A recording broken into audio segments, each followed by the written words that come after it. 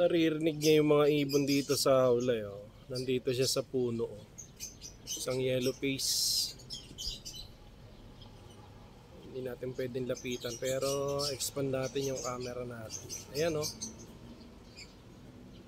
Sana lumapit dun sa loob. Eto na. Ayan, narinig niyo yung mga ibon dito sa cage natin. Sana lumapit pa siya doon. At obligado tayong hulihin to. Gutom na eh.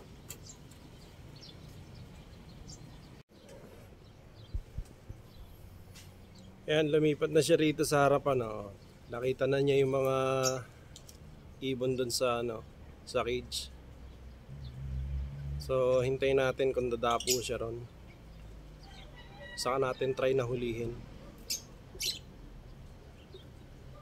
Ayun o, lumapit na siya doon oh. Sana umikot siya ron sa may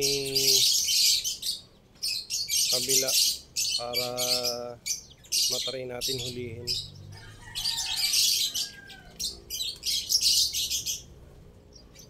Paglaro na sa mga sa loob. Ayan oh. Nakikiramdam din eh.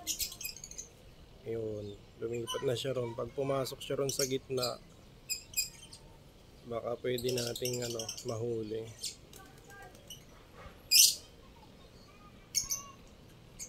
Hintayin na lang natin pumasok siya ron sa trap or dun sa gitnang bahagi ng ating cage para mahuli natin. Ayan na siya oh.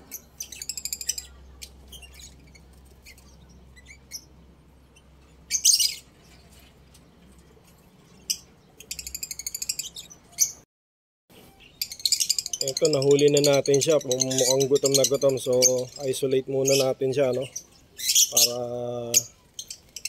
baka may sakit. Quarantine muna. Quarantine lang. Ayan, isolation muna, at para maobserbahan natin kung malakas at walang sakit. So, quarantine ka muna para mapasama ka dun sa mga maraming ibon.